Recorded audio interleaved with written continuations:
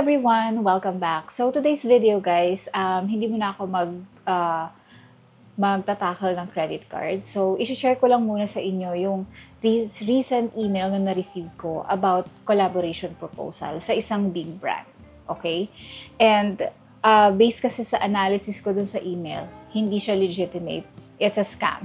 So I wanted to share it with you para for your awareness na din. So first, na-receive ko talaga yung email and this was the email subject. So kung mapapansin nyo dyan, it says Feastables Collaboration Proposal. Guys, alam nyo ba yung Feastables? Are you familiar with it? If you're familiar with the American YouTuber Mr. Beast na merong 400 plus million subscribers, this is the Feastables chocolates that's actually he's being promoted sa lahat ng mga videos niya.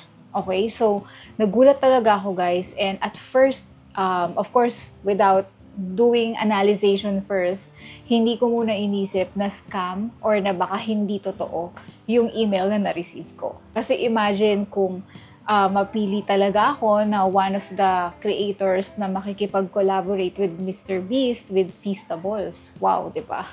So, pero syempre, parang in-enjoy ko lang muna yung moment na yun. Pero syempre, nag-start na rin ako mag-analyze and mag-check if this email I received is really legitimate.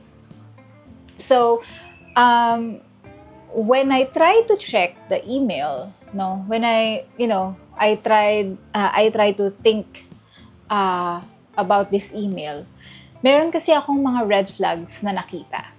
And that's what I wanted to share with you. Kaya, bakit ko nasabi na scam siya? First, chinek ko syempre yung email address ng sender. This is the body of the email. So, syempre, ang pakilala niya, siya daw si Oliver Smith na nagtatrabaho with Feastables. So, they recently found my channel, na-impress daw sa ginagawa ko, pero if you can see in the body of the email, wala man lang binanggit na specific kung saan siya na-impress sa ginagawa ko. So, when I checked the email address of the sender, ibang-iba siya doon sa name nung nag-send ng email na nagpakilala na Oliver Smith.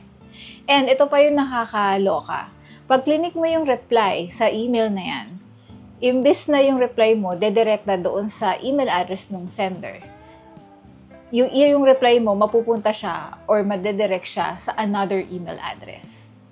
So, ayan yung email address naging @gmail.com na.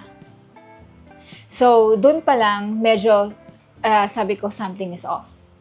And then, pangalawa guys, yung email salutation. Kasi when you are an employee, of a legitimate company, dapat you know how to address people professionally, especially sa email kasi hindi naman kayo nag-uusap magkaharap. So, ngayon sa email, ang ginawa nila ay sabi lang hi, tapos kinapi lang talaga yung email ko, tinanggal lang yung @gmail.com. Ganun lang guys. And they didn't even bother to ayusin yung lowercase, uppercase, mga ganyan. Naka-lowercase lahat. Just as is, kagaya sa email ko.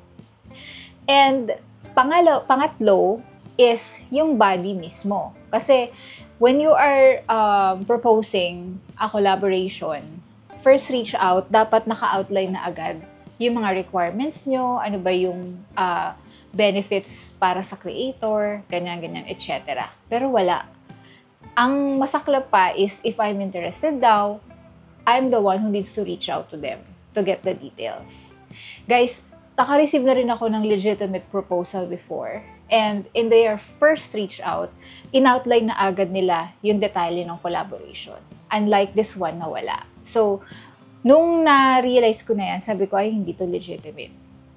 Kasi, with regard to the email, kung talagang that person is working with Feastables, dapat yung email address niya, yung domain ng email address niya is yung domain ng company's email, which is dapat @feastables.com. So, yun wala eh. 'Di ba? So, yung mga red flags na yon, talagang yung nagbigay diin sa akin na, okay, this is a scam, hindi to legit. Okay? So, hirap na ngayon kasi ang mga scammers, they are all over the place. Even yung mga collaborations proposals sa mga YouTube content creators ay ini-scam na din. 'Di ba? So this is an awareness sa to my fellow YouTubers na kagaya ko na nag-grow pa din ng channel. Kindly make sure na mag-analyze tayo mabuti, mag-check tayo mabuti para hindi tayo maloko. Kasi ang mga scammers walang pinipili. They are on social media, even phone calls, SMS, lahat. So, lalo ngayon magpapasko pa, so let's make sure na we are vigilant sa pagdating sa mga ganitong situation. Okay? So, shout out kay Mr. Beast. So, scammers are also using your Feastables chocolates as part of their scheme. So, let's all be very careful. So, that's all guys yung gusto kong i-share and I hope na makatulong tong video. And maraming salamat. See you again on my next. Bye!